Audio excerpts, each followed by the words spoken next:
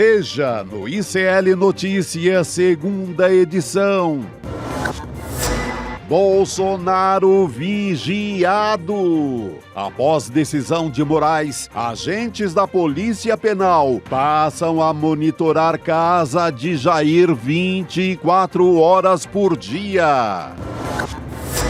Não contavam com a minha astúcia. O embaixador falou para falar buenos dias. Alckmin e ministros viajam para o México para fechar negócios e driblar tarifaço. As duas maiores democracias da América Latina, as duas maiores economias da América Latina. Sol quadrado em Roma. Zambelli passa por nova audiência e Justiça decide manter deputada na cadeia. O ICL Notícias, segunda edição, está no ar.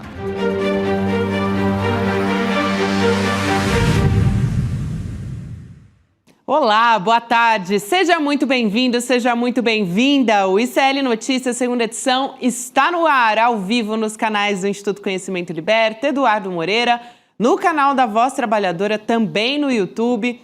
Boa tarde para você que nos ouve pela Web Rádio São João, em Quixadá, no Ceará, e também na Rádio Cultural, na região da cidade de Torres, no Rio Grande do Sul. Chegamos à metade da semana, dia 27 de agosto de 2025, quarta-feira, Chico Sá. É uma quarta perigosa, né, Gabi? Boa tarde a todos, boa tarde, comunidade. É uma tarde perigosa porque o Congresso se reúne assim como se fosse um sindicato do crime para votar uma proteção a eles mesmos. A PEC da blindagem. A PEC da blindagem. Isso é uma...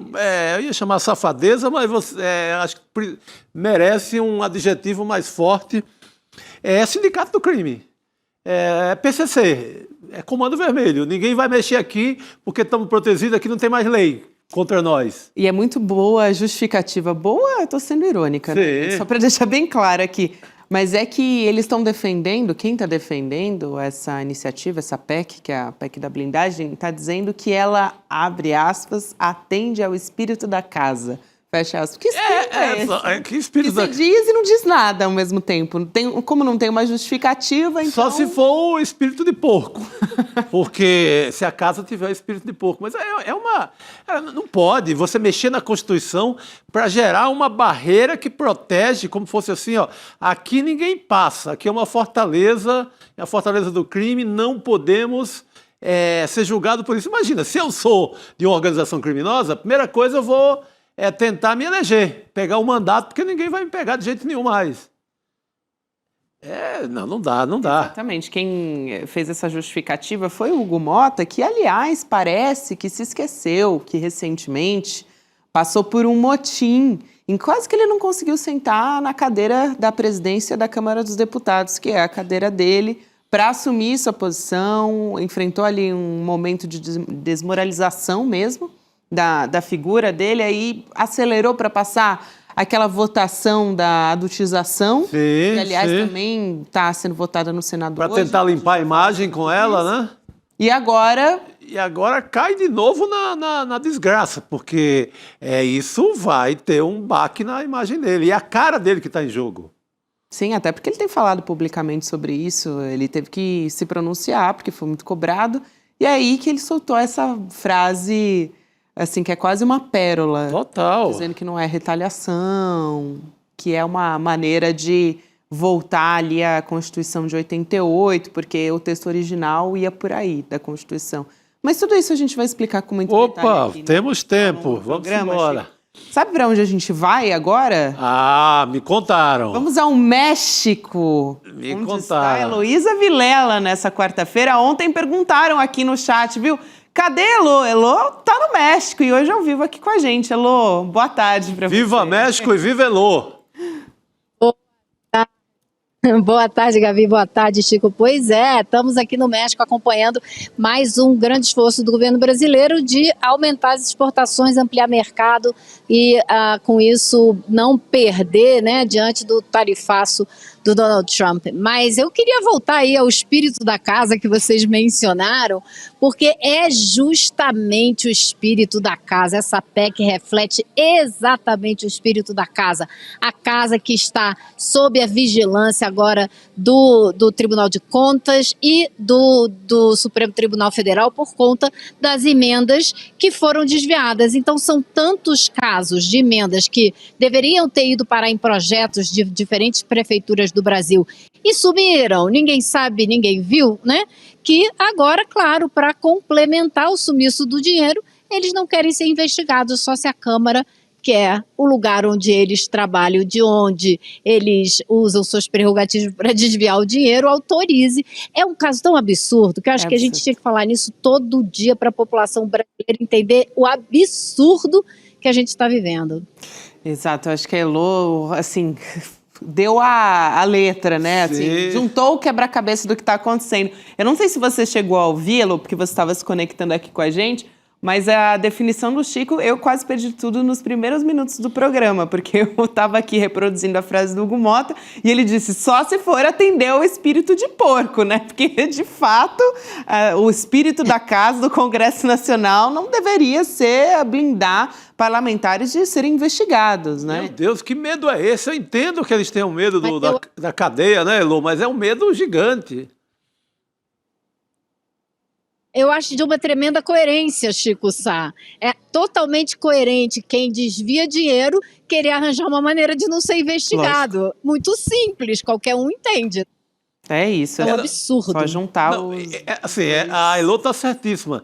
É porque às vezes a gente não acredita, mesmo morando no Brasil, conhecendo como funciona Brasília há muito tempo, tem hora que você diz, não, essa eles não vão aplicar. Não é possível, é muita cara de pau. Né? Não vão chegar aí. Eles vão inventar uma coisa menor, mas não vão chegar a essa história de uma blindagem a esse nível de que, não, aqui ninguém mexe mais com a gente, podemos fazer, estamos livres para embolsar todo tipo de emenda, a emenda do rei do lixo, a emenda de todos esses partidos, do União Brasil, do PP, junto com verba de robótica, pode tudo agora. Que aí é o pode tudo. É o vale tudo pior do que o da Odete Reutemann. A Odete Reutemann, coitada, tá virando uma trombadinha diante dessa turma. É verdade. Bom, eu acho que isso vai render muito pano para manga, como ressaltou aqui a Elô, a gente tem que falar disso todos os dias, tem que ficar muito claro para a sociedade, até porque em breve a gente vai ter eleições, quem são os parlamentares que estão participando disso. Do mesmo jeito que quando aconteceu o motim há pouco tempo atrás, a gente também precisava falar quem eram esses parlamentares que estavam impedindo o funcionamento das pautas da casa. Agora também a gente tem que ficar muito de olho em quem são essas pessoas, né, Elô? Dar nome aos bois. Agora, muita gente se perguntando por quê. Quer comentar, Elô? Vai lá. Eu só queria comentar o seguinte, pode saber, se isso passar, se essa aberração for aprovada no Congresso, pode saber que isso vai virar tema de debate no Supremo Tribunal Federal, porque a gente tem ainda uma meia dúzia de 12 ou 20 no máximo deputados que não aceitam isso de forma alguma e que vão levar para o tribunal porque é querer se colocar acima da lei. Os deputados estão querendo se colocar acima da lei, não poderem ser processados, não poderem nem abrir inquérito para investigar o que eles estão fazendo. Então, assim, é claro que isso vai bater na porta do Supremo. Vai mesmo, a gente vai continuar acompanhando essa história, ainda vamos falar sobre isso aqui no ICL Notícias segunda edição, você que está nos acompanhando e está se perguntando por que Heloísa Vilela está no México, mas ela já deu um spoiler, né? Ela está acompanhando ali o vice-presidente Geraldo Alckmin, ele está comandando, já faz algum tempo, ele está comandando essa comitiva, mas ele tem também feito todo esse trabalho de negociação junto com outros ministérios também, para buscar alternativas para o tarifaço do Donald Trump. Então, é sobre isso. O vice-presidente, ele está agora acompanhado da ministra Simone Tebet, que é do Planejamento, também já vem se pronunciando a respeito do tarifaço faz algum tempo. O Carlos Fávaro está aí também, né, da Agricultura, Pecuária também. O Alckmin, ele se pronunciou ali aos jornalistas, a gente tem um trecho dessa fala, ele está falando sobre o Brasil e o México, que tem tudo para se aproximar. Então, vamos assistir o trecho dessa fala e a gente volta a conversar com a Elô. Vamos lá.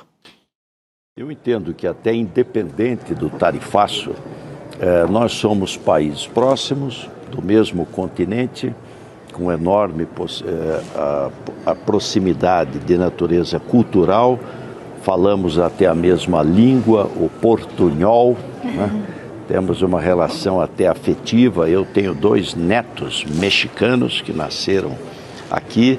Aliás, acrescentar o visto eletrônico, vamos trabalhar para ter rapidamente o visto eletrônico para facilitar esse intercâmbio Brasil-México. Então, estamos otimistas e vamos nos empenhar.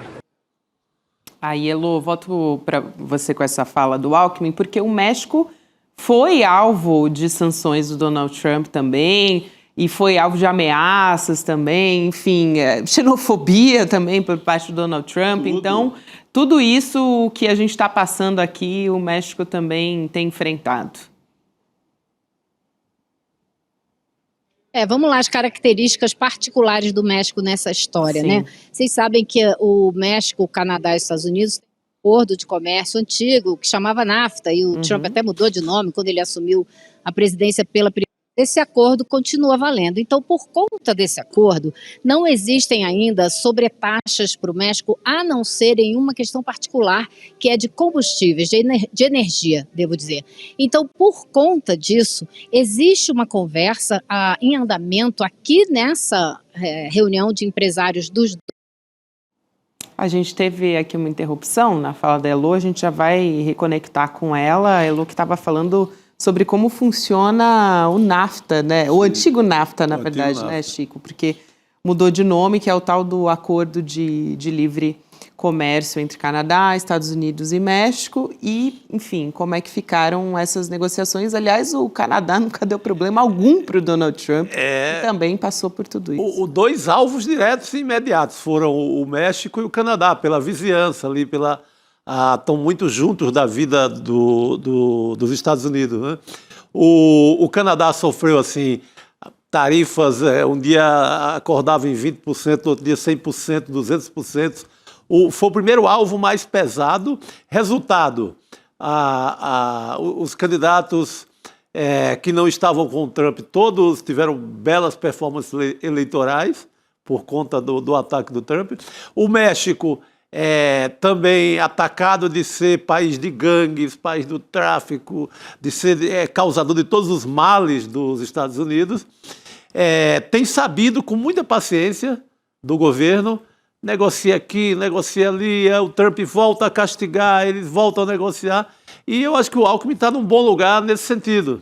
Além dos acordos que pode fechar diretamente com o Brasil. Mas tem muito a aprender o Alckmin no México com a presidenta, com a Cláudia Sheinbaum. Assim, Deu aula realmente, Chico, a Cláudia Sheinbaum, sobre como sair dessa história. Ela tem uma sabedoria da Sherazade, aquela mulher que fica contando história pro poderoso e vai enganando ele, enganando, e vai ganhando na lábia. Então, acho que o Alckmin vai aprender muito com a Sherazade mexicana. Verdade. A gente lembra que, nesse meio tempo, o Trump usou, assim, diversos discursos, você citou alguns aqui, mas discursos, assim, muito verborrágicos, para dizer o mínimo, contra o México. E a Cláudia Sheinbaum conseguiu, até pouco tempo atrás, ela está falando, a gente vai entrar num acordo com os Estados Unidos e tudo. A gente tem a Heloísa Vilela, daqui a pouquinho, voltando junto com a gente está com a Heloísa Vilela no México, então a conexão está um pouquinho complicada, mas vamos fazer de tudo aqui para ela voltar com as informações sobre tudo que está acontecendo ali nessa comitiva. E você vê pela fala do Alckmin que ele não foi assim, não chegou lá de paraquedas não, né? Que ele tem um propósito, né? Tem cheiro de muitos avanços, porque ele chega lá com uma pauta muito bem definida.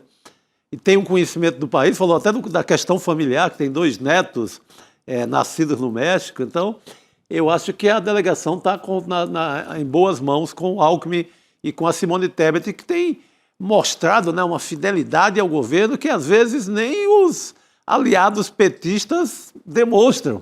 A Simone Tebet, que é uma representante ali da chamada Frente Ampla, que ganha a eleição de 2022, derrotando o Bolsonaro, e tem sido, assim, uma fera ao lado do Haddad, agora nessa viagem com o Alckmin. Aliás, eu não sei se a Elo vai falar sobre isso, talvez eu esteja me adiantando um pouquinho, mas tem uma ampliação na compra da carne brasileira também por parte do México. Elo, estamos com você de volta, que bom que deu certo. Essa história da carne é muito importante, mas eu queria falar para vocês a respeito da energia, porque é o único setor que está sobretaxado aqui no México com 25%, porque os demais produtos fazem parte desse acordo de comércio que Estados Unidos, Canadá e México têm. E, claro, isso ainda pode ser discutido, daqui a uns meses o Trump vai querer discutir isso, e no ano que vem tem uma renegociação desse acordo. Então, os mexicanos e os brasileiros estão conversando a respeito da possibilidade do Brasil vender mais etanol para o México, porque eles aqui acrescentam álcool na gasolina, álcool de cana, mas em 6%, mas não é obrigatório. Então eles estão pensando em tornar isso obrigatório. E aí eles vão precisar comprar mais e também eles querem tecnologia, eles também querem investimento brasileiro para produzir etanol aqui. Isso é uma das conversas que está rolando aqui. A outra é essa história da carne. O Brasil pode e tem aumentado muito sua exportação de carne. Os Estados Unidos era o segundo maior comprador de carne do Brasil, hoje é o quinto. O segundo passou a ser o México, de tanto que a nossa exportação de carne para o México aumentou no último ano.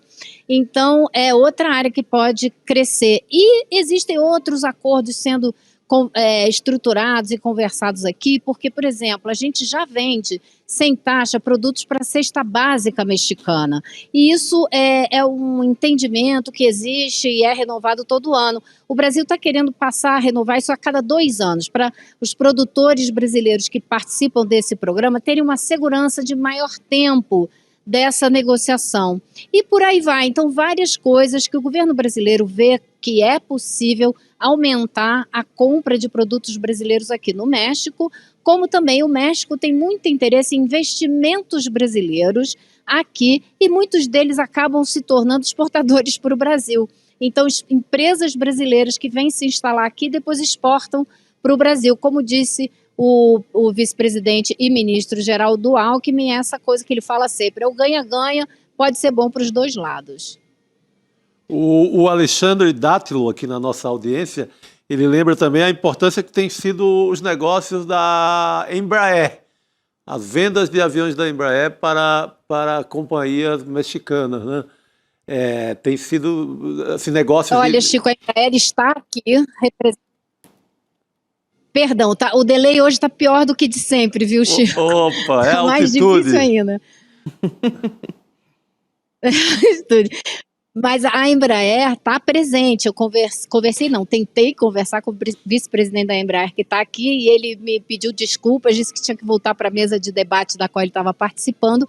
Mas a Embraer vendeu 20 aeronaves para o México no ano passado, está entregando 2 agora já nesse momento. E ela tem aviões civis, aviões militares e jatinhos executivos. E ela quer ampliar a venda de aviões para a área militar. E aí é que ela enfrenta uma competição muito grande.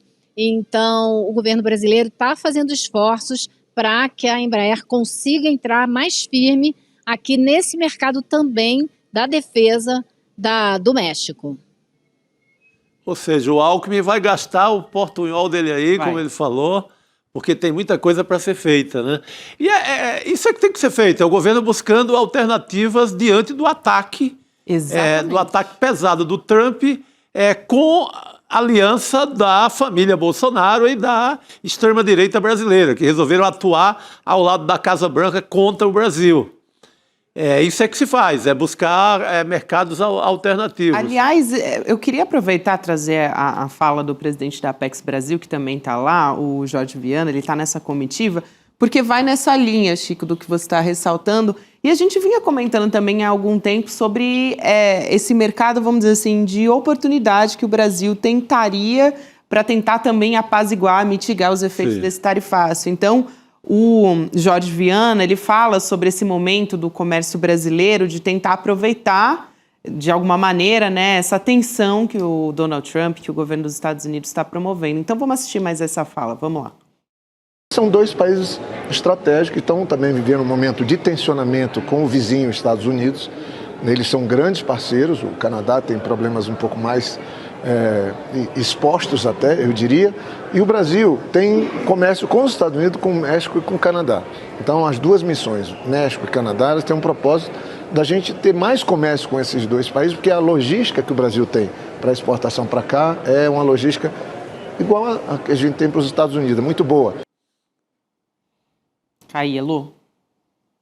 Vocês vejam que ele fez questão de enfatizar que não é só México, é Canadá também, Isso. porque agora do dia 10 ao dia 12 haverá uma missão no Canadá. Então vocês vejam que o problema fica no meio da América do Norte, né? Porque o país que está mais ao norte, o que está mais ao sul da América do Norte, ou seja, Canadá e México, o Brasil está buscando ativamente ampliar o comércio. E o Canadá tem sido ainda mais firme no enfrentamento ao Donald Trump. Então, por isso mesmo, precisa ainda mais diversificar sua balança comercial e depender cada vez menos dos Estados Unidos. Essa é uma conversa um pouco mais difícil no México, porque é um país que tem uma dependência para o seu PIB muito maior com os Estados Unidos do que o Canadá. Então, é mais complicado. Porém, o México também vem enfrentando com altivez essa nova norma internacional que o Trump quer fazer valer, que o mais forte é que resolve tudo e leva todas as vantagens, né? É isso. Elô, eu também, já que o Chico estava aqui citando como isso tudo interessa à extrema-direita e ao Donald Trump, eu queria aproveitar e citar o nome desse agente brasileiro que está aí contra o Brasil nos Estados Unidos, articulando com o governo Donald Trump até onde ele consegue, porque o Eduardo Bolsonaro, assim, ele deu um chilique. A apuração da Bela Megali, do Globo, que a gente traz aqui, ele disse que vai deixar o PL para concorrer à presidência se o Tarcísio, governador de São Paulo, que decidir se tornar candidato pelo partido, pelo PL, né? Então, o Tarcísio, ele já é muito público isso, já falou para o Valdemar da Costa Neto que se ele realmente for candidato à presidência, ele quer ser candidato pelo PL.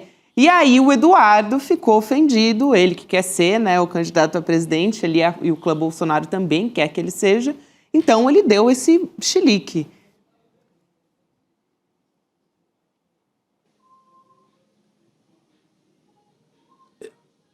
A Elô tá com... Tá demorando de chegar lá. Mas foi eu que falhei, viu, Elô? Foi eu que não...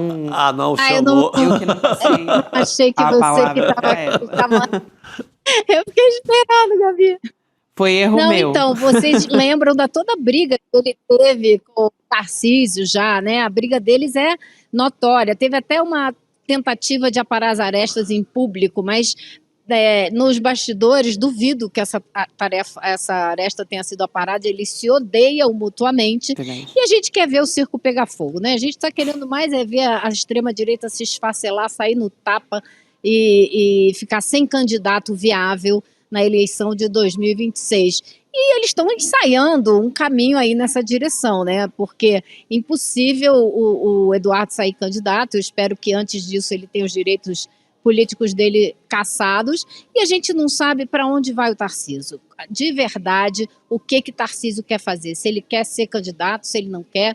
Já ouvi mais gente agora apostando que ele vai ser candidato do que eu ouvia há 2 meses atrás, mas eu ainda acho dificílimo ele largar o governo de São Paulo, largar o segundo melhor cargo executivo que esse país tem, para entrar numa aventura de uma eleição concorrendo com o presidente Lula, que no momento está bem nas pesquisas, a não ser que esse vento vire novamente, ele comece a cair nas pesquisas, aconteça algum problema, e aí ele se torne realmente um candidato forte. Mas eu acho que dessa história toda, o que interessa é a briga, né? A briga, olha, e a briga é pesada, porque hoje eu fiz uma incursão, é um trabalho que exige assim, você tem que se benzer, e você tem que entrar ali, sabe que vai entrar no pior esgoto do mundo, mas eu dei uma volta no submundo das redes bolsonaristas. Coisas que eu faço por dever profissional de tempos em tempos. Eu adio o mais que posso. Mas hoje eu fui lá para saber dessa coisa do Tarcísio, né?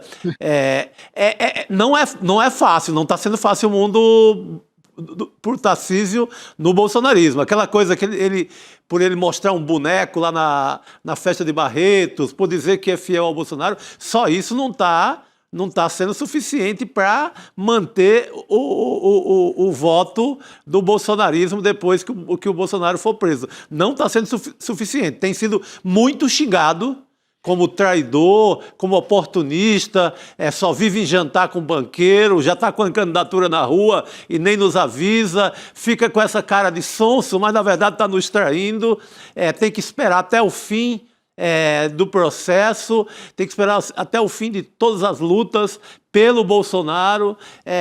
Muita gente achando que ele adiantou o trem ali para o lado dele e que isso está ferindo, não aquele bolsonarista mais que não está ali na política do dia a dia, mas o raiz, o bolsonarismo mais pesado, que segue fielmente o Eduardo Bolsonaro, o Carlos Bolsonaro, a família. Os 30%. Os 30% está muito revoltada. Então, o equilíbrio que todo mundo fica elogiando na imprensa, que o Tarcísio tem conseguido fazer, ali com um pé no mercado, um pé na Faria Lima e outro pé dentro da cozinha do Bolsonaro, esse equilíbrio não está sendo suficiente. Ele está sendo muito xingado dentro do reino ali do eleitor bolsonarista.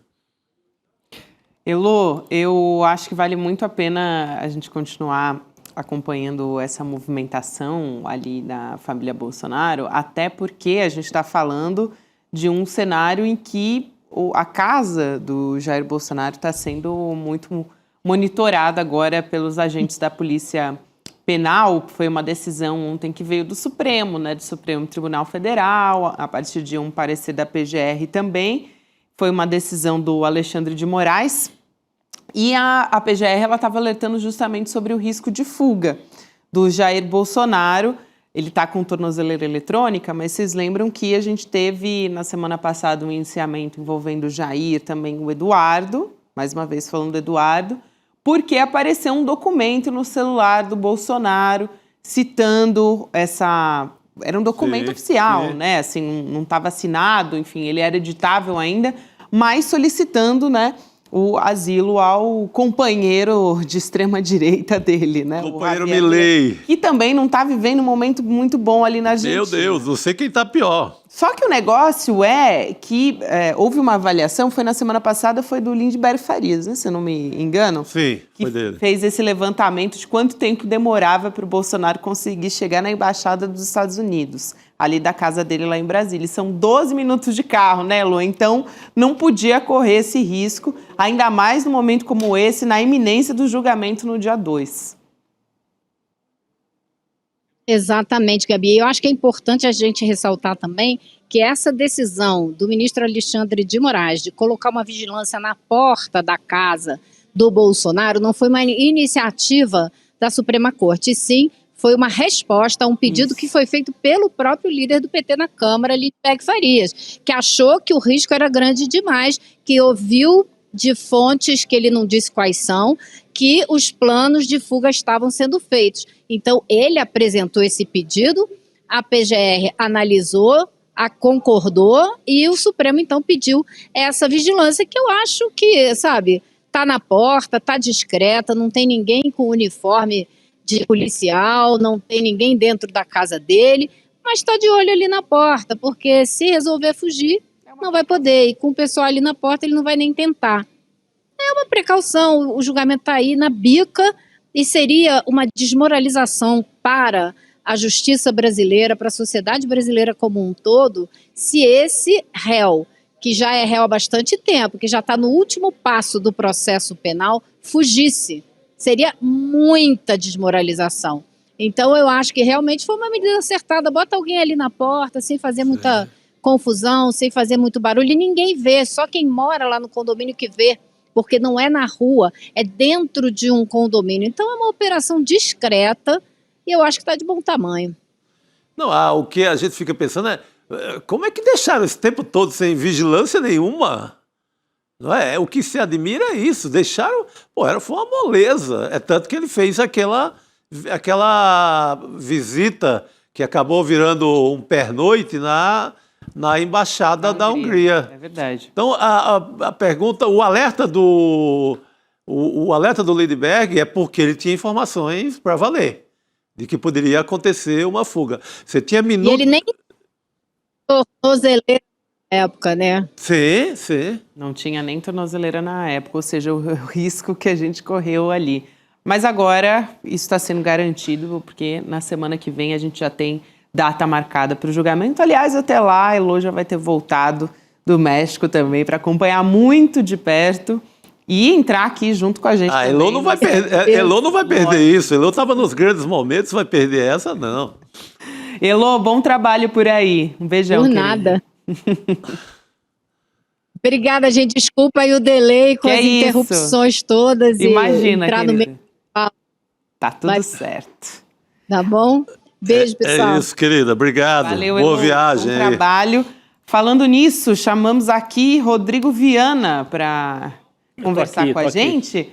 Rodrigo, a gente estava falando do Bolsonaro. Sim. Você sabe que o William De Luca estava vasculhando, né, materiais. Ele mandou na para mim esse internet. vídeo mais cedo, E Ele mandou. aí, ele mandou um vídeo do Jair Bolsonaro, né? Um vídeo assim, depois que ele foi eleito em 2018, que eu Muito acho que bom. vale a pena a gente resgatar. né? Muito Pra bom. gente relembrar esses O momentos. De Luca faz uma arqueologia. É a arqueologia do Twitter que ele do faz. Twitter, que é a história ao vivo, assim, que ele Você faz. sabe, que é Chico, genial. o De Luca me escreveu mais cedo e falou, Rodrigo, eu estava aqui procurando coisa, mexendo em vídeos antigos e tal, e achei esse aqui. E não deu tempo de eu colocar no rolê. Vocês usem aí à tarde, se vocês quiserem, né? Aí eu peguei esse vídeo e mostrei aqui para nossa equipe. E o pessoal, não, é sensacional, porque parece um castigo, assim, não diria divino, assim, da história. Né? Mas, em vez de ficar falando, vamos ouvir o que diz o Jair Por favor. Bolsonaro. 2018, logo depois de ganhar a eleição, olha o que ele diz para os apoiadores dele, Gabi. Olha só. Vamos nessa. E seu Lula da Silva, se você estava esperando o Haddad ser presidente para assinar o decreto de indulto, eu vou te dizer uma coisa: você vai apodrecer na cadeia!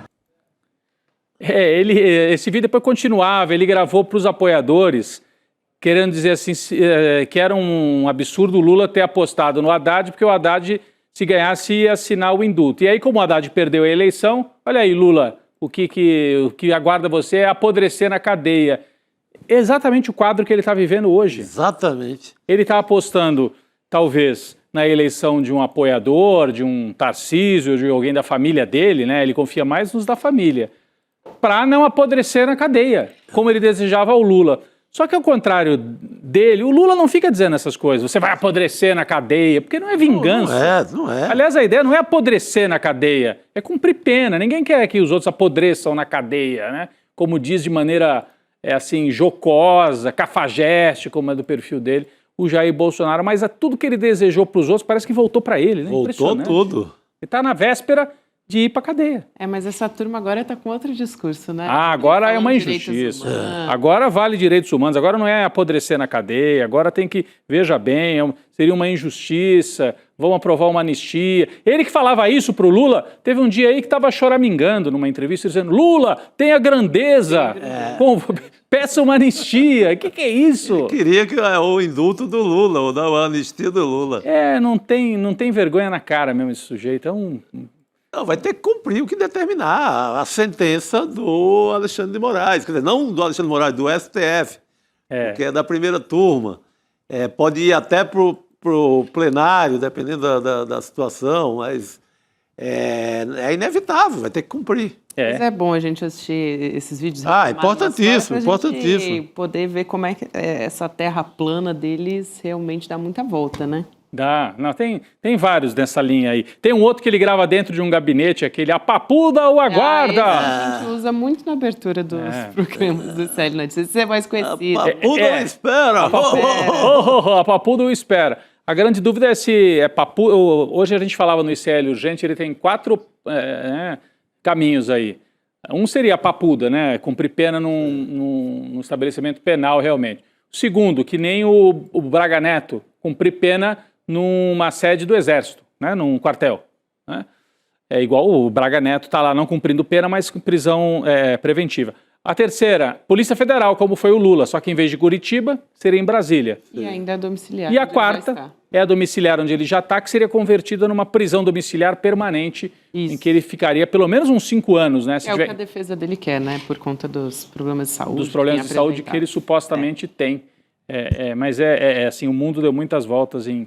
Quantos anos, Gabi? Em 7 anos, ele que debochava do Lula, agora está seguindo no caminho da prisão, sem a mesma dignidade que o Lula teve lá atrás. É isso, valeu a pena a gente trazer aqui, agradecer ao William De Luca que fez essa isso, obrigado. Muito bom. Valeu, De Luca. Como é que você chamou mesmo? O Chico falou garimpagem, não, arqueologia do Twitter. Arqueologia. É arqueologia do Twitter. Nosso Indiana Jones. Do Twitter. Do Twitter, das nossas redes sociais. Ele já me falou que ele mora no Twitter, o Will. Ele mora no Twitter. Eu sei muito bem, ele deve estar lá tweetando agora. Sigam o De Luca. Aliás, não está tweetando não, porque está assistindo N2. É isso. Aí ele faz 2 coisas ao mesmo tempo. É isso aí, muitas. Mas a gente traz aqui, aproveitando que a gente está falando sobre essas voltas aí, que a Terra plana dá, sobre a necessidade que a gente tem de combater, né, a extrema-direita e essas formas de autoritarismo. A gente vai ter amanhã, tá chegando, gente, a aula de como as democracias morrem. Amanhã. Já vai ser amanhã. E como salvar as democracias também, que é o best-seller que vem na sequência desse primeiro livro. O Daniel Ziblatt, que é um dos autores, vai estar aqui junto com a gente no ICL, conversando com o Eduardo Moreira. Amanhã, também conhecido como dia 28 de agosto, 8 horas da noite, você pode se inscrever, ainda dá tempo. Vai em icln2.com.br, é só deixar seu e-mail. Ou então, para você que está assistindo também pela televisão, você pode apontar o seu celular aqui para o QR Code que está na tela. Tá craque, hein, Gabi? Olha, você viu? Agora eu nem quero mais do lado. Eu nunca sei para que lado. De primeira, hein? Aqui, ó, aqui. É muito treino, muito treino. Aqui. Depois de muito errar, ó, como é que é? Pá! Aqui, é isso aí mesmo. É o efeito sonoro de entrar aqui para se inscrever na nossa aula. Deixa o seu e-mail por lá que você vai ser avisado de que a nossa aula está começando. É gratuito, vale sempre lembrar, é online, então é super fácil de acompanhar. E também, acho que é uma das melhores aulas que a gente vai ter dos últimos tempos no ICL também. E seguimos aqui falando, agora há pouco a gente comentou sobre a PEC da blindagem. Rodrigo, você ainda não estava junto com a gente, mas a gente vai voltar a falar sobre isso, sobre os pronunciamentos do presidente da Câmara dos Deputados, o Hugo Motta. Ele sinalizou já muito claramente interesse em discutir essa PEC, né, uma proposta de emenda à Constituição, e essa PEC blinda os parlamentares de investigação, de julgamento. É por isso que está sendo tão interessante, né, para eles colocar em pauta agora tudo isso. O Hugo Motta defendeu essa iniciativa. É muito boa essa frase, acho que vale a pena ressaltar aqui mais uma vez a justificativa, dizendo que vai dar mais independência para os deputados, para os senadores, e diz que a proposta atende ao espírito da casa. Isso aqui é... Ao espírito de corpo, né? Espírito de porco, como disse. De porco e de corpo, de corpo e de porco. Os dois. Só que aí a Câmara marcou para essa semana a votação dessa PEC, não teve um aval expresso no Congresso. E qual que é a ideia? E isso que eu acho interessante, que é uma maneira também de você querer justificar o injustificável em momentos como hoje. Porque esse texto original é da Constituição de 88, que é a nossa Constituição.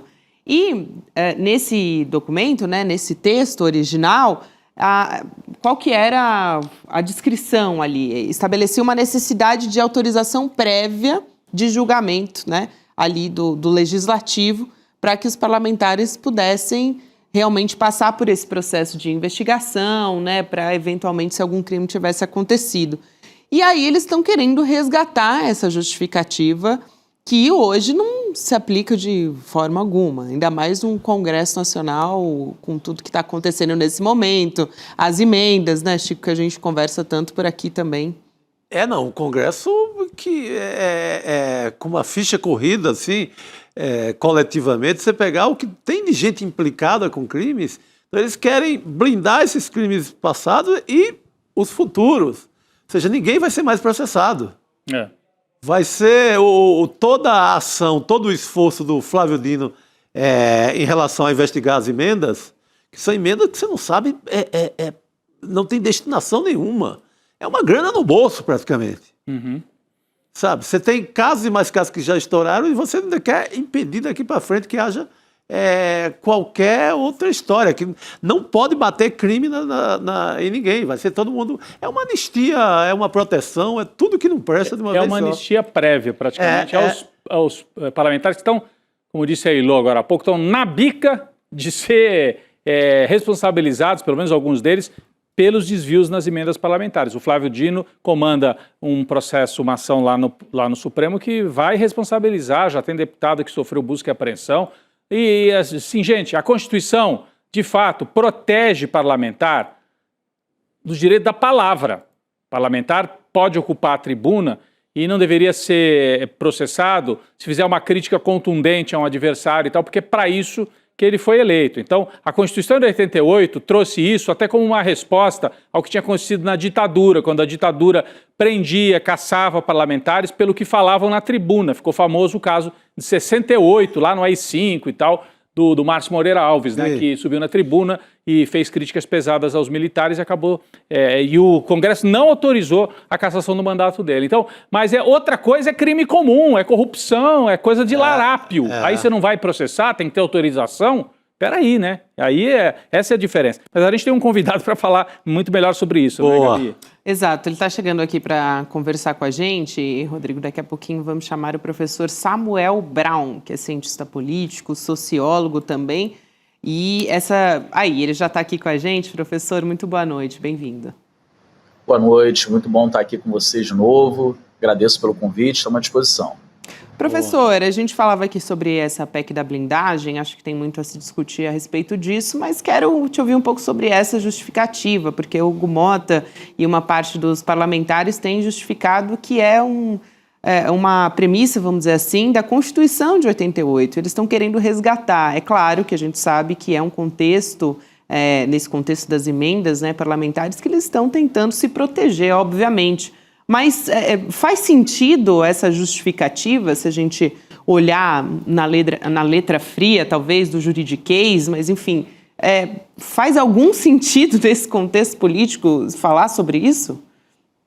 Pois é interessante que a gente se recua um pouco no tempo, né, e volta uns 10 anos atrás, quando o PT também estava no governo com a Dilma, e havia aquelas manifestações organizadas para derrubá-la.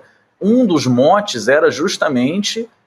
que não tivesse, né, o foro privilegiado. Eles diziam que foro privilegiado era uma prerrogativa que acabava beneficiando. E não, a classe política naquele momento toda tentava defender com unhas e dentes a existência desse foro, entendendo que estaria ali protegida, né, das garras da lei. Mas, na verdade, o que nós conseguimos assistir ao longo do tempo é que o foro de prerrogativa de função, né, que é você ser julgado nas instâncias superiores, ele é, primeiro, uma proteção, claro, para o parlamentar, diante desse histórico que a gente tem no Brasil, né, de não respeitar a soberania, né, do povo que elege os seus representantes e correr o risco sempre de estar diante de uma ditadura, de um governo déspota que utilize de algum mecanismo judicial para calar a oposição. Então, esse é um elemento que foi colocado na Constituição de 88.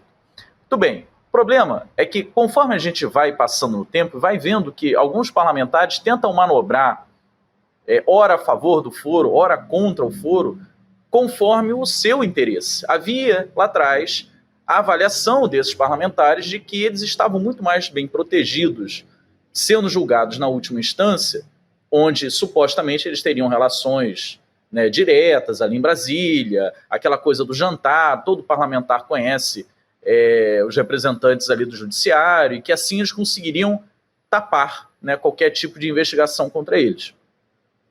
Agora, parece que a visão é o contrário. Eles querem que tenha o maior tempo possível e, de preferência, que caia lá numa comarca, na região onde ele supostamente pode ser um coronel, um dono da região, que ele resolva as coisas pelos mecanismos fora da lei, faça pressão, coaja, mande recados. E jogando isso lá para o início, ou ele mata a situação lá, de uma vez, conseguindo uma absolvição, ou até pior do que uma absolvição ou condenação no qual o processo fique todo contaminado e as provas não possam ser depois utilizadas em nenhuma instância superior, porque, para mim, esse é o grande risco. não é apenas a pressão sobre os juízes lá na base, mas sim o comprometimento de toda a possibilidade de produção de provas que obrigue depois as instâncias superiores, diante da escassez, da ausência de provas válidas por terem sido contaminadas, não poderem mais condenar esse parlamentar. Então você veja, é sempre a tentativa de usar a lei a favor da impunidade, nunca a favor de uma prerrogativa realmente pensada pelo legislador, né, na Constituição de 88, para proteger do arbítrio de uma ditadura. Isso. Eu não sei se o Chico ou você, Rodrigo, querem comentar ainda a respeito dessa PEC. A gente tinha adiantado um pouquinho antes do Samuel Brown entrar, né, Chico, que a Constituição de 88, claro, foi feita ali no calor, a gente estava saindo de uma ditadura, eu me lembro bem, acompanhei tanto aqueles debates, então tinha essa preocupação, né, de impedir o que tinha acontecido com alguns parlamentares nos períodos mais difíceis da ditadura. Mas aqui nós estamos falando de um Congresso que está às portas de ter vários dos seus membros responsabilizados por roubo de dinheiro público nas emendas parlamentares. Estamos falando de outra coisa, isso tem que ficar bem claro. Agora, mesmo assim, pode ser que esse centrão, que está aí, sob liderança do Hugo Mota, manobre e consiga aprovar. A avaliação que a gente tem conversando com gente lá de Brasília é que essa PEC da blindagem é a que tem mais chance de ser aprovada, mais do que a outra, que seria do fim do foro, exatamente. Essa aqui tem mais chance de ser aprovada do que a outra, Chico. Me permitam só um comentário, por favor. Chico. É porque, na verdade, o que eles estão fazendo é, aos poucos, abandonando a pauta prioritária do bolsonarismo, mas se valendo, né, desse clamor social que o bolsonarismo consegue produzir diante de uma grande camada da população brasileira, para passar coisas do interesse deles. E foi bem destacado aqui, o interesse do Centrão hoje, e de outros elementos que não são apenas do Centrão, mas parte até daquela direita liberal que fez uso das emendas ao longo dos últimos anos, né, que brigou com o Supremo Tribunal Federal e, em certa medida, acabou ganhando esse cabo de guerra, né, implementando as emendas, mesmo depois delas terem sido travadas algumas vezes pelo ministro Flávio Dino, mas conseguiram implementar, diante de todos aqueles escândalos que vêm sendo noticiados ao longo desse período. Eles agora querem, a partir, né, dessa mobilização para salvar o Bolsonaro, para salvar as supostas senhorinhas com a Bíblia na mão, que estariam lá no dia 8 de janeiro, eles estão tentando usar dessa mobilização provocada pelo fascismo brasileiro para colocar ali o jabuti, que é salvar o mandato deles e salvar a elegibilidade deles e até salvar a liberdade deles, né? Porque nisso eles conseguem, como a gente acabou de falar, jogar não o Bolsonaro, porque não vai dar tempo, gente, vamos ser sinceros, em 2 semanas o Bolsonaro vai estar sendo julgado. É evidente que não há uma mobilização no Congresso capaz de aprovar tudo isso em 2 semanas, até porque nós estamos aqui debatendo, como todo o resto do Brasil está nesse momento debatendo, essa tentativa de avanço da impunidade, né, para os políticos no Brasil. Então eles não vão ter ambiente para aprovar isso em 2 semanas. E eles não estão preocupados em aprovar isso em 2 semanas, eles estão preocupados em usar desta mobilização bolsonarista em defesa do Bolsonaro, fazendo os bolsonaristas de massa de manobra para tentar aprovar uma mudança legislativa que garanta a eles, e não ao Bolsonaro necessariamente, a impunidade. Perfeito, Samuel. Agora, reabre-se já de cara aquela velha contenda com o Supremo, né? Isso aprovado, acho que voltamos ali ao primeiro round de novo com o Supremo, volta todo o conflito, não? Pois é, eu vi até o Hugo Mota usando algum comparativo com os ministros do Supremo, que eu achei muito estranho, porque assim, imagine um ministro do Supremo que representa o judiciário brasileiro, né? Ele estaria, em tese, equiparado aos representantes do Legislativo Nacional, que são os deputados federais e os senadores. Os ministros do Supremo são julgados no Supremo Tribunal Federal. Eles não são julgados lá na cidade onde ele nasceu, sim, onde ele morava quando foi indicado. Não existe esse tipo de prerrogativa. O presidente da República e um ministro do Executivo Nacional também vão ser julgados no Supremo Tribunal Federal. Então eles estão querendo, alegando que eles têm menos chances de defesa do que um cidadão brasileiro, parece que eles estão esquecendo que eles são representantes de um dos poderes do Brasil no seu mais alto nível. Enquanto os demais representantes dos outros dois poderes, né, brasileiros são julgados na última instância, eles querem ter uma prerrogativa, aí sim, um privilégio, de não serem julgados lá, e ainda assim, eles querem o bônus sem o ônus. Eles querem o bônus de exercer no mais alto nível uma representação de um poder brasileiro, mas não querem o ônus de serem perscrutados, né, todos os seus atos pelo mais alto nível do judiciário brasileiro. Aí é fácil, né? Parece que na hora dos direitos eu quero todos, mas na hora dos deveres eu não quero nenhum. Isso não é difícil da gente comunicar à população. O que pode atrapalhar um pouco, e aqui eu não sei se eu adianto um pouco a pauta, uma parte da população ainda tem um registro na memória da última campanha que eles fizeram de que o foro privilegiado é um foro privilegiado e não um foro de prerrogativa de função. Né? Então, essa ideia de que eu estou combatendo o foro privilegiado pode ter se manobrada por eles algum impacto junto à população a partir da desinformação. Olha, estamos combatendo o foro privilegiado. Se você falar só isso, há uma possibilidade, sim, de uma parte relativamente, né, significativa da população achar, opa, está combatendo a corrupção, quando na verdade é justamente o oposto, né? Você está criando condições para dar impunidade à corrupção. Muito bom, professor. Eu acho que vale a pena ressaltar também que a gente está num contexto ali no Congresso que o Senado Federal está em vias de votar o projeto de lei que diz respeito à adultização, que já passou pela Câmara, é um projeto do Alessandro Vieira, senador, mas agora, como ele foi aprovado na Câmara na semana passada, ele está voltando para o Senado. E são aquelas regras de proteção às crianças e adolescentes. Essa discussão toda começou com aquele vídeo do Felca, que é um influenciador, que expôs muita coisa que a gente já sabia, mas com uma didática muito importante. E isso tudo passou não por uma unanimidade no Congresso, como muita gente observa, mas a extrema-direita tentou fazer colar uma censura e não conseguiu, porque foi meio que uma maré, né, Rodrigo? Eles foram engolidos pela discussão, enfim, e não conseguiram fazer colar essa peste ali. Mas esse projeto, ele está obrigando as plataformas, né, a adotarem medidas justamente para prevenir, para proteger esse acesso das crianças. E aí tem várias questões ali que são discutidas, publicidade, incentivo, por exemplo, a situações perigosas, como suicídio, jogos também, de azar e tudo isso. Só que, professor, eu quero te ouvir a respeito, acho que vale muito a pena a gente falar sobre a importância disso, mas foi um momento ali político que acho que acabou propiciando, porque justamente o Hugo Malta estava tentando recuperar uma popularidade, tinha acabado de acontecer aquele motim na Câmara dos Deputados, então a extrema-direita não teve força e era um momento que o Hugo Malta também precisava de algum projeto para voltar a ter popularidade, né? O projeto passou, acho que por um contexto político também que acabou, ainda bem, favorecendo esse PL. Pois eu fiz uma palestra na universidade aqui no interior do Rio de Janeiro essa semana e foi justamente no período que a Câmara estava avançando, né, com esse texto, que depois agora volta para o Senado, e é interessante perceber como isso está dentro de um bojo de uma discussão maior, que é da regulação das Big Techs, né, e vejam que a data do projeto de lei, ela é de 2022, ela não é uma lei feita agora, em agosto, depois que o youtuber, né, o Felca, trouxe esse tema com a sua capacidade de penetração através das redes sociais.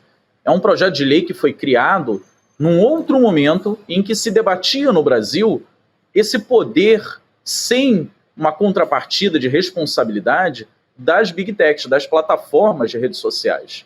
Lá naquele período, assim como hoje permanece apenas o Novo e o Partido Liberal defendendo, lá naquela época foi majoritário, na oposição principalmente, mas até em partes, em alguns segmentos do campo progressista, porém de viés liberal, de que não poderia se mexer nesse assunto e em qualquer outro assunto ligado às redes sociais, porque seria uma medida de censura, seria um impedimento à liberdade de expressão. E esse é o estandarte que as Big Techs sempre utilizam para interditar o debate.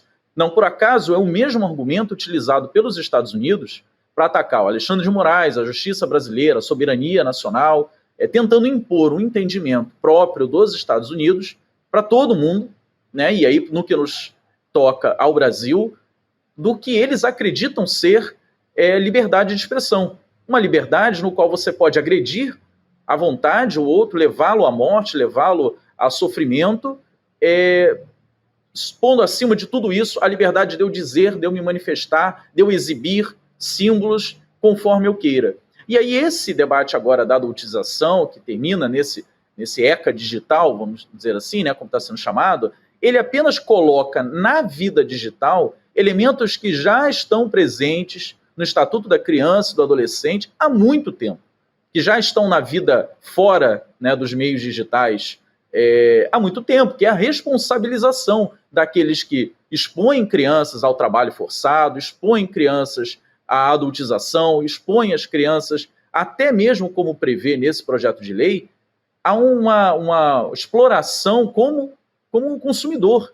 Porque, veja, o Brasil é um dos países pioneiros de proteger as crianças também de propagandas veladas, de utilização de espaços que parecem infantis, mas na verdade estão incutindo na criança um desejo desesperado de compra para que ela pressione o pai, enfim, o seu responsável para produzir finalmente aquela compra. O Brasil protege as suas crianças há muitos anos. A televisão brasileira, quem tem um pouquinho mais de idade, mais de 30 anos, vai lembrar que primeiro a televisão era inundada de propaganda para criança. Era talvez metade da propaganda que passava nos comerciais era voltada para o público infantil.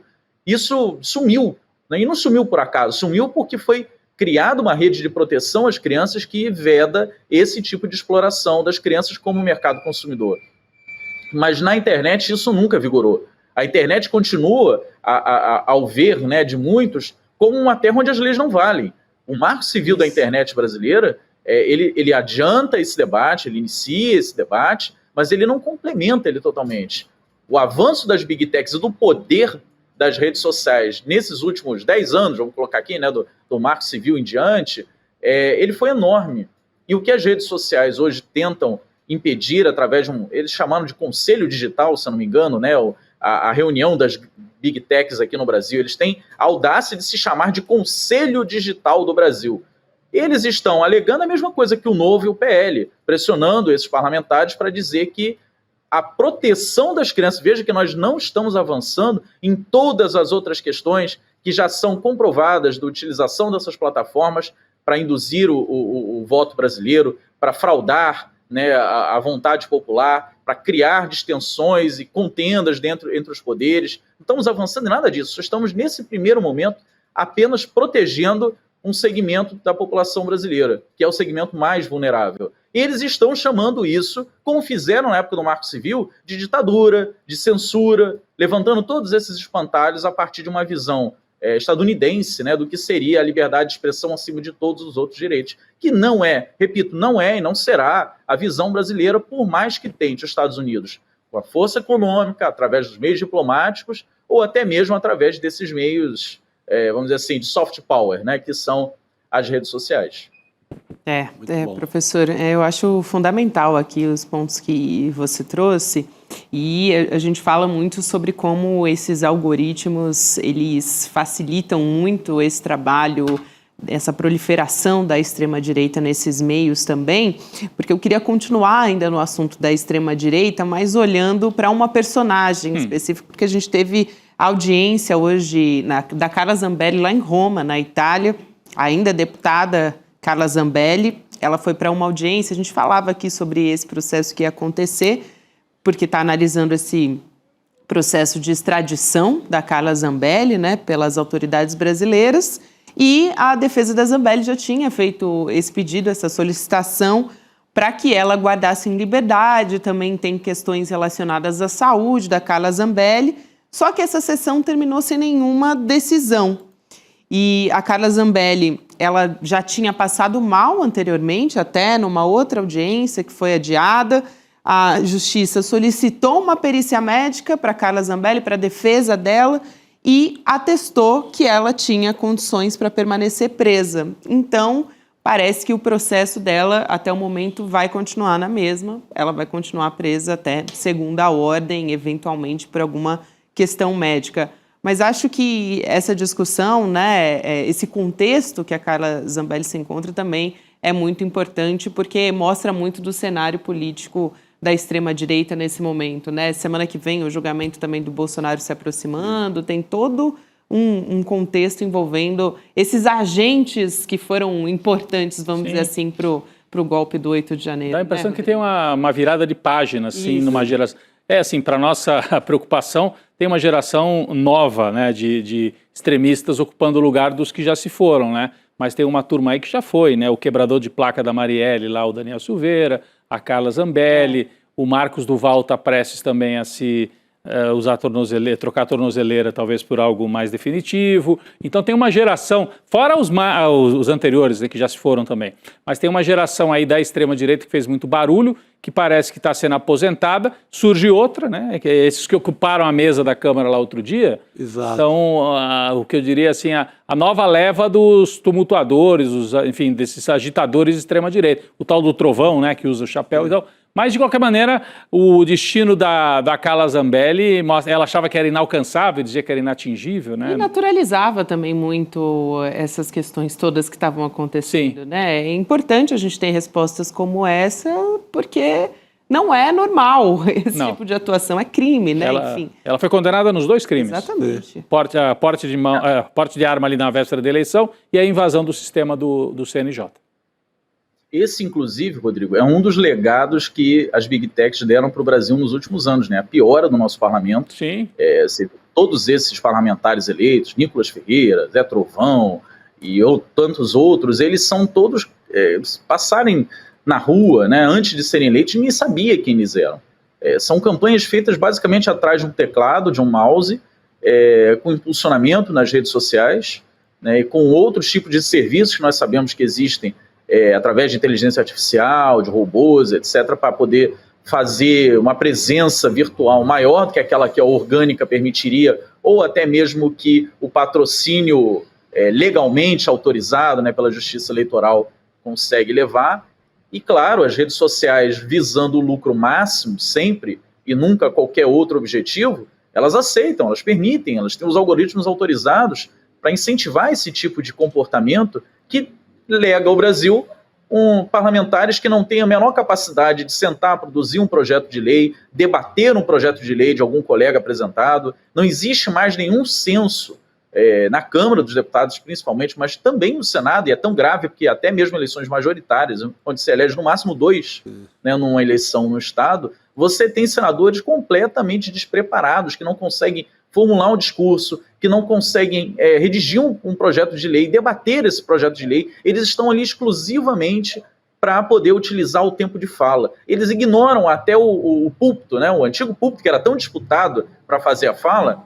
Como aquilo ali já não tem a repercussão de antes, através das TVs, qualquer lugar para ele é um púlpito. Sim. Ele só precisa de um mandato para poder votar e fazer andar os interesses deles e, claro, ter os milhões de emendas à disposição. Do caso da Zambelli, também me chama a atenção que ela, diferente, né, de outros bolsonaristas, ela hoje é um constrangimento para o grupo bolsonarista. Isso. Porque, veja, ela fez crimes tão gráficos, e perseguir uma pessoa na rua armada apontando para ela, invadir o site do Supremo ou do CNJ para poder simular decisões judiciais. São coisas tão gráficas, e eu não estou dizendo que são graves, porque grave todos os outros crimes cometidos pelos demais bolsonaristas também são. Exato. Mas são crimes menos visíveis, menos palpáveis, né? São suscetíveis a opiniões divergentes. Muitos deles dizem, não, diante de uma ditadura é possível fazer o que foi feito. No caso dela, não.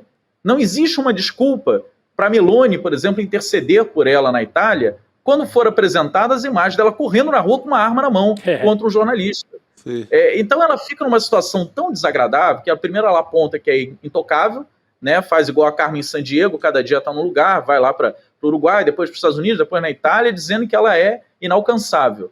Ela é rapidamente alcançada e aí pronto, de repente ela já não pode mais responder à lei porque está doente. Quando o próprio médico dela, lembre-se, esse laudo emitido para a justiça não foi feito por nenhum inimigo dela, foi feito por um médico da sua defesa, junto com o médico da representação diplomática do Brasil, que avaliaram e constataram, independente das questões de saúde que ela realmente tem, eu imagino que o médico dela, né, não tenha apontado que ela está absolutamente sã, Mas ele também concluiu, embora esteja com algum mal acometendo, esse mal não impede dela responder à lei e responder da forma como está, presa, até que a justiça o solte. Então é o próprio médico dela, da sua defesa, independente do que diga o seu advogado, e aí é um papel muito difícil do advogado, né? Ele contrata o médico e o médico diz, não, ela está bem. Sim. E aí ele é obrigado a vir diante das câmeras e dizer, é um absurdo ela estar presa, quando a própria peça que ele apresenta, técnica, diz que ela pode sim responder.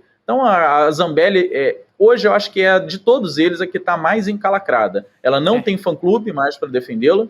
Exato. Ela tem, pelo contrário, um ódio dos demais bolsonaristas que veem nela uma fragilização da imagem de vítima que eles querem vender para o mundo, né? E, evidentemente, ela vai pagar com muitos anos de prisão, porque os crimes que ela cometeu, embora associados aos demais, né, que os bolsonaristas cometeram, têm essa característica a mais, eles são muito gráficos, eles são inegáveis, até para uma criança assistir alguém correndo atrás de outro com uma arma na mão.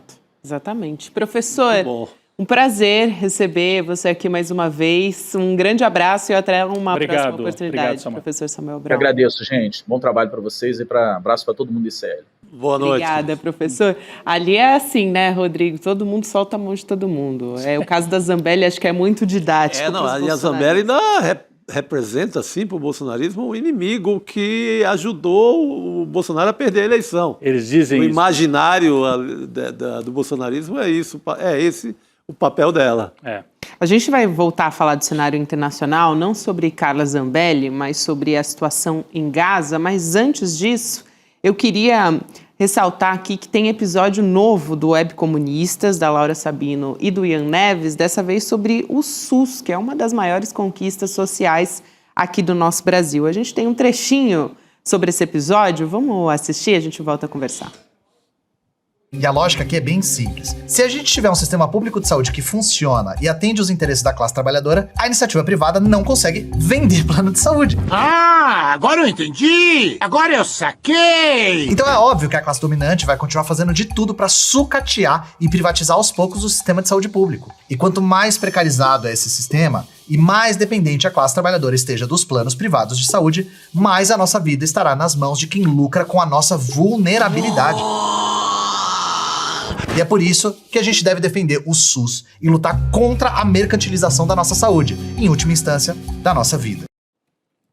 Muito bem, então você vai lá no nosso link, que tem todos os episódios do Web Comunistas, icl.com.br/webcomunistas, para conferir todos os outros episódios que já foram para o ar. E como eu adiantei aqui, a gente vai voltar a falar do cenário internacional. A gente trouxe aqui a notícia recente sobre os jornalistas e civis que foram mortos durante um ataque a um hospital em Gaza.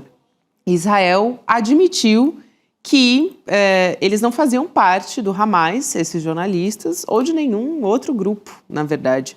O ataque matou pelo menos 20 pessoas, aqui a gente teve notícia, e 5 dessas pessoas que foram mortas eram jornalistas que foram mortas ali por esse ataque de Israel. A imagem é muito impressionante quando eles estão voltando ao hospital justamente para reportar o acontecido, eles acabam sofrendo um outro ataque ali. E a justificativa é que esse ataque estava mirando supostamente uma câmera posicionada pelo Hamas para observar a movimentação das tropas israelenses. E dessa maneira aconteceu todo esse horror que a gente está vendo aqui nas imagens, um cenário de destruição, socorristas também foram violentados ali, mortos nesse ataque, a bombas. A gente teve diversos posicionamentos condenando o que aconteceu, a própria União Europeia condenou esse ataque e o Netanyahu disse que foi um acidente trágico, um posicionamento também que ele já fez várias vezes, e a gente vai conversar aqui com o professor Leonardo Trevisan, professor de Relações Internacionais. A gente sempre recebe o professor aqui com muito prazer. Professor, boa noite. Boa noite. Boa noite, Gabriela, boa noite, Rodrigo, boa noite, Chico, boa noite a todos que nos escutam. É difícil, né, professor? A gente fala, acho que praticamente toda semana, de como essa é uma equação que parece que é sem solução, né? Um posicionamento do Netanyahu de como um acidente trágico. Toda semana, todo dia ele diz que é um acidente, né? É como se... Não são os primeiros jornalistas, né? Não Exato, exato. Outro dia a gente teve um ataque muito parecido. Bastante parecido, né? O que chama muito a atenção nesse processo são duas coisas que você comentou que é importante a gente mencionar. Primeiro, este era o último hospital funcionando em Khan Yunis. Esse é o ponto fundamental. Né? Então, a partir daí, você tem uma situação de uma crise humanitária absoluta. Né? Esse era o único e o último ponto hospitalar de apoio. O que é que aconteceu com o repórter da Reuters? Né? Ele estava situado no alto do hospital e ele estava gravando as pessoas que chegavam de outros ataques, principalmente os ataques aos postos de alimentação. Né? E era esse o alvo. Né? O drone foi lá por isso. Só que o drone aproveitou que a notícia se espalhou rapidamente do repórter atingido e os outros se aproximaram. Vai ser bastante difícil dizer que um segundo ataque que vitimou os outros 4 jornalistas foi acidental. O primeiro você vai dizer, bom, queria destruir a câmera que era do Hamas. Não, a câmera não era do Hamas, a câmera era de um jornalista da Reuters. Estava gravando, era verdade, ele estava gravando, como qualquer atividade jornalística. O pior é o drone outro drone ter voltado e atacado o grupo de jornalistas que voltou para cobrir a morte do primeiro. De fato, vai ser difícil dizer que isso tudo foi um acidente. Né? Segundo comentário sobre você, nós vemos isso o tempo todo. Sabe, Gabriela, o que me espantou muito hoje à tarde foi que numa reunião em Washington, inclusive com outras lideranças, o presidente Trump disse que era preciso resolver rápido a questão de Gaza, porque ele quer o fim da guerra. O que é que significa resolver rápido? Tem ainda 2 milhões. Tem aproximadamente 2.200.000 ali. O que significa resolver rápido? Né? Isso me assustou bastante, porque, de fato, a realidade está provando que o único freio possível para as ações de Netanyahu é Trump. Se Trump está pensando nesses termos, e ele falou isso para o Tony Blair, que ele chamou, né, a Washington, de fato nós estamos numa situação de uma crise humanitária sem precedentes. E sem votar a questão que foi votada na ONU, que todo o Conselho de Segurança, votou com um único voto contra dos Estados Unidos, assimilando que a situação em Gaza estava saindo do controle humanitário. Então, de fato, o Gaza ficou, não é? Toda a tragédia de Gaza ficou escondida em toda a cena midiática de Trump e Putin, ficou escondida. Só que durante esse período nada, não deixou de ter ataques diários, cada dia 20, 30 mortos. Então, nós temos uma situação muito, muito preocupante em Gaza e apenas a União Europeia fez uma manifestação mais enfática. O restante manteve prudência e distância nas lideranças internacionais sobre esse incidente muito grave com os jornalistas. É muito triste a gente ver essa situação acontecer, sobretudo por isso, né, que o professor ressalta, assim que a gente começa a conversar, que isso já tinha acontecido praticamente nos mesmos moldes, num hospital enorme em Gaza, que é o Al-Shifa, mas Sim. obviamente não estava em condições já muito precárias por conta desses ataques consecutivos de Israel contra Gaza, Rodrigo. Não, é uma reiteração de um projeto que o professor ressaltou aí, que o que chama a atenção é dizer que tem que resolver rápido, né? Teria que ter o cessar-fogo, resolver rápido. O que é que essas palavras querem dizer, né, Rodrigo? O que elas querem dizer? A gente sabe. Avançar o ritmo do extermínio, né, professor? Não tem outra... porque isso faz lembrar o que aconteceu na Segunda Guerra. Teve uma hora que veio, agora precisam avançar rápido. E aí se adotou a chamada solução final, que não era desde o começo o projeto. No começo, o projeto da Alemanha nazista era usar os judeus como força de trabalho forçada, em parte, né? Depois veio a ordem do extermínio e aí sim avançou-se para um extermínio. Então, se veio agora, não, precisamos avançar rápido, a gente fica preocupado. realmente, porque tem uma determinação de massacrar, como eles estão fazendo diariamente. Eu até queria comentar aqui, professor, também mudar um pouco a pauta para não deixar de comentar sobre a Argentina. Ontem, Rodrigo, também aqui a gente conversou a respeito disso. O Rodrigo tem muito mais propriedade do que eu, professor, para falar sobre isso, porque ele é especialista em América Latina. Mas a gente tem visto um cenário muito interessante se desenhando, né? Porque a gente está próximo de um momento eleitoral ali na Argentina, e enquanto isso, estourou na imprensa um escândalo de corrupção envolvendo a irmã do Javier Milei, que faz parte da Secretaria da Presidência, né? E é a Karina Milei, ela foi acusada de corrupção. Esse áudio que foi divulgado na imprensa foi o que gerou toda essa polêmica, né? Foi um áudio gravado por um ex-aliado e também funcionário do governo do Milei, o Diego Spagnuolo. A gente falou dele aqui também. E nesse áudio ela estava cobrando propina de indústria farmacêutica para compra de medicamentos para a rede pública.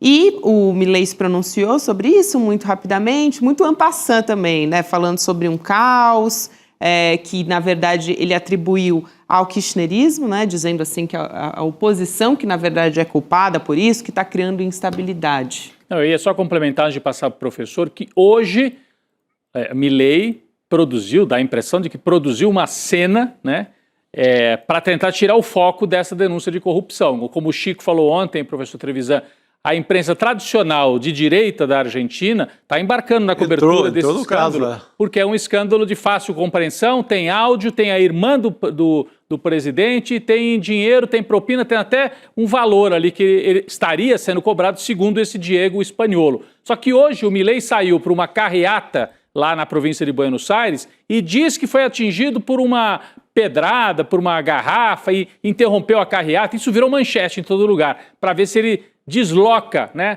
do escândalo, volta, porque ele diz, são os kirchneristas, os peronistas malvados que me atacaram. Me lembrou até a bolinha de papel do Serra, lá naquela campanha. Não, para ele arrumar uma bolinha de papel vai ser um pulo. Então, me pareceu a bolinha de papel do Milei. Ele foi retirado, teve que interromper a carreata.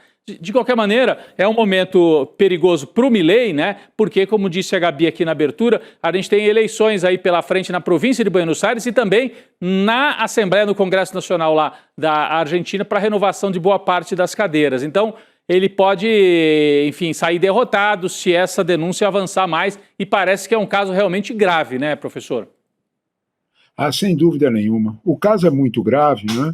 Porque vai ser muito difícil, a voz é absolutamente reconhecida, todo mundo que ouviu o áudio, argentinos conhece a voz, porque ela fala bastante, né? A irmã do presidente, e de algum modo as cobranças em torno que ela estava fazendo eram cobranças absolutamente voltadas a uma sórdida corrupção, né? Então não, é muito difícil você escapar disso.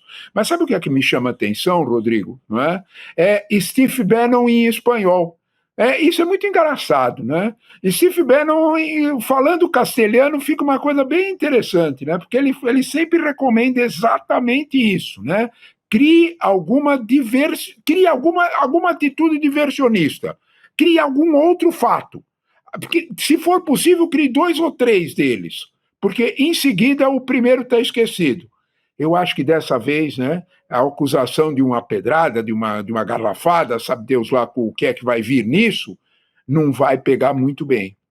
Porque mesmo para a imprensa mais voltada ao regime, mais preocupada com isso, e me chama muita atenção, porque La Nación e o Clarín cederam com muita rapidez ao regime, né?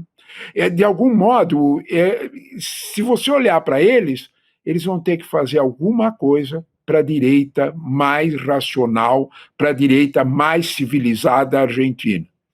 A direita mais civilizada vai olhar para essa denúncia de corrupção e ver que é possível amealhar votos com ela. Quando eu falo de direita civilizada, vamos dar nome e sobrenome, chama Macri. E ele vai, de alguma forma, Macri tem muitas ligações, especialmente com o Clarín. De alguma forma, o El Clarín vai ter que maneirar o apoio, porque na eleição é possível que aquela pressão muito forte sobre a direita menos violenta argentina, ela reapareça. e dê chance. O que nós temos que olhar é que Milei está muito esperançoso de conseguir pelo menos 30% dos votos na Câmara. 30%. Ele tem 7 deputados na Câmara, uma quantia mínima. Então, portanto, ele está imaginando que essa eleição ele recupera, ele volta com outro padrão. E sabe qual é o problema que ele quer que volte? Para pôr em prática o restante do projeto. É esse o perigo. Porque o restante do projeto ele começa com uma reforma trabalhista na Argentina, nos moldes da nossa aqui de 2017, um pouco mais agravada. E aí ele vai pretender cortar as verbas, cortar a forma de cobrança dos impostos sindicais. Ele vai tentar estrangular o sindicalismo argentino pela pressão financeira. É isso que está em jogo.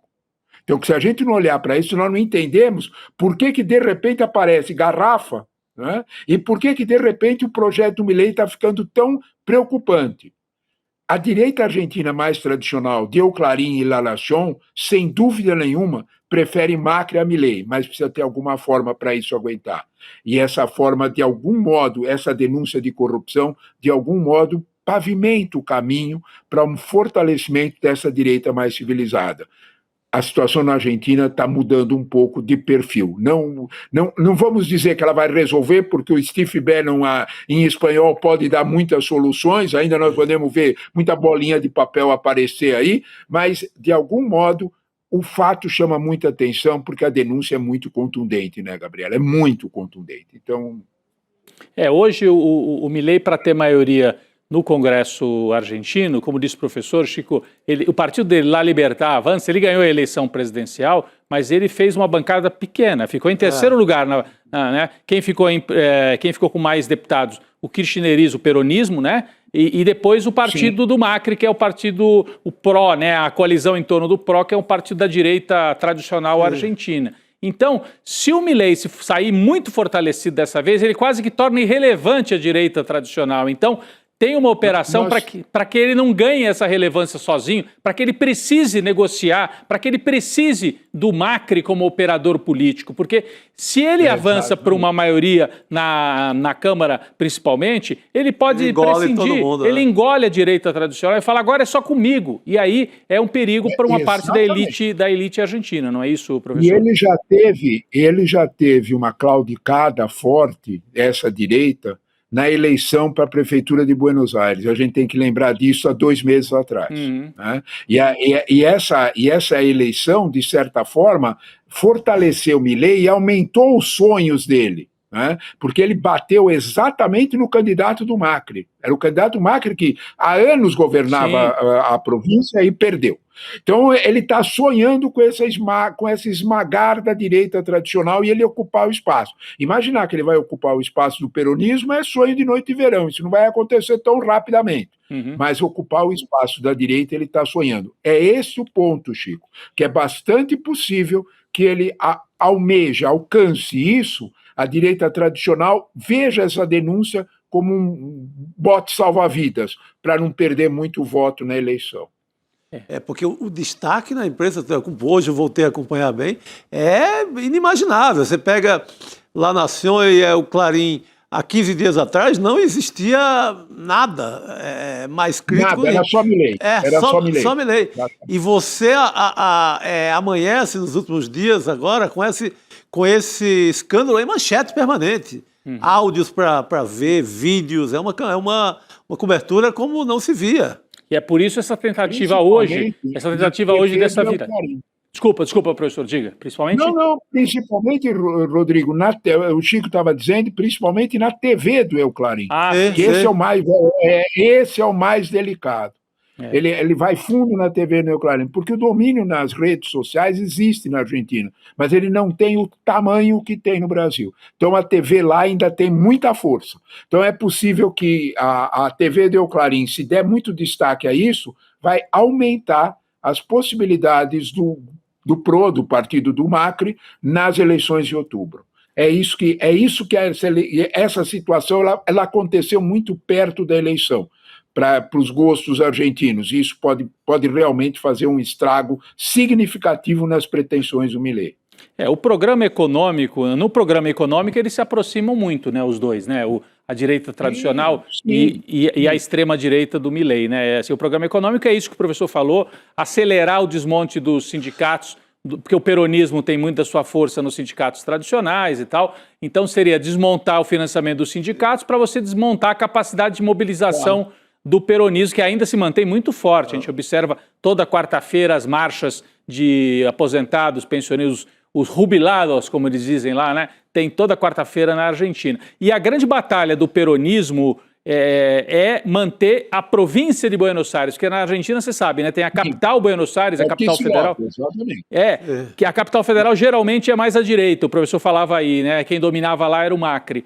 Mas a província, que é o segundo maior orçamento do país, está na mão dos peronistas há muito tempo. A capital é La Plata e é o Axel Kicillof, que é a principal liderança, que rivaliza com a Cristina Kirchner para ver quem que leva à frente a tradição aí do peronismo em oposição ao Milei. E vai ter eleição também na província de Buenos Aires. Então, é um momento em que muita coisa pode se definir aí. E é curioso, porque foi bem no momento em que o Tarcísio de Freitas, aqui pré-candidato a presidente, se apresentou como... Qual o grande exemplo internacional de governo para você? Ele falou o Milei. Então. Citando os 9 ministérios, citando o enxugamento da máquina, né? Citando tudo isso. Mas você falou que não é diferente o pensamento econômico, né, da extrema-direita para a direita dita civilizada argentina. No Brasil também não era. O Paulo Guedes, ele respondia para os dois lados muito bem. É mais ou menos por aí que a gente pode dizer, né, Gabião? É parecido. Professor, a gente vai ter que chamar de volta ainda, viu? Porque está começando a ter ali umas movimentações também. Teve uma passeata, uma carreata, na verdade, do Milei, ali que teve umas manifestações, a população também está observando isso. Então, com certeza, a gente vai voltar a falar sobre esse assunto, professor, porque a situação está ficando grave mesmo. Um abraço, é sempre um prazer conversar com você. Obrigado. Eu é que agradeço o convite mais uma vez de vocês. Um abraço, meus amigos. Obrigado, boa noite a todos. Boa noite, professor. Obrigado. Professor. Professor Leonardo Trevisan aqui, é sempre muito bom, né, ouvir as análises do professor Trevisan. Acabou de sair uma notícia aqui, Chico Sá e Rodrigo Viana. A gente falava sobre o PL da adultização, né, esse projeto de lei criando regras para proteger as crianças e os adolescentes. Também o Senado acabou de aprovar esse projeto. Esse texto, ele tem origem no Senado, a gente já explicou por aqui, por meio do Alessandro Vieira, do senador. Ele foi para a Câmara dos Deputados, né, na semana passada, passou por modificação, e aí ele voltou para o Senado. E agora, depois dessa nova votação dos senadores, a proposta vai para a sanção do presidente Lula, que também tem falado muito sobre a necessidade de regulamentação das plataformas, das redes sociais. Então, com certeza, agora é um primeiro passo, como a gente conversava, mas é importante. Passo, e agora o importante é avançar para a regulação das Big Techs. É isso, porque mostra, se você pode regular para proteger as crianças, pode regular para impedir discurso de ódio, racismo, né, incentivo à violência em geral, e pode regular também para impedir manifestações da extrema-direita. Deve, na verdade, deve. Está atrasado nesse debate. Né? Mas então é um primeiro passo importante ter se consolidado, está aprovado lá definitivamente, e o Lula, claro, vai sancionar. É isso, e a gente vai voltar a falar sobre esse assunto também no nosso noticiário. Não quero deixar de te lembrar que amanhã a gente volta com Desperta. Hoje ainda a gente vai falar, só que de história. Temos provocação histórica nessa quarta-feira com o nosso professor Lindener Pareto. A gente vai ouvir a convidada Mariana Vilela, a compulsão de Clarice, resistência e literatura. Vamos acompanhar a partir de agora as conversas muito aprofundadas e excelentes do Provocação Histórica. Sempre muito bom. Isso aí. Vamos nessa então, Chico? Chegou a hora. Valeu, Gabi. Amanhã a gente volta com as atualizações, hein? A partir das 7 da manhã com o Desperta. Boa noite, pessoal. Fala, turma. É amanhã a nossa aula com Daniel Ziblatt, autor do livro Como as Democracias... Esse professor de Harvard, que é um dos professores mais demandados do mundo, vai dar uma aula aqui no ICL de graça para todo mundo assistir, traduzida para o português. Enfim, não tem duas oportunidades dessa. É amanhã ou não vai ter mais. Um abraço e amanhã a gente se vê. Todos os dias, as principais notícias do Brasil e do mundo direto no seu WhatsApp, com informação de qualidade e sem fake news. Escaneie agora o QR Code e entre para o canal do ICL Notícias. Informação que importa onde você estiver.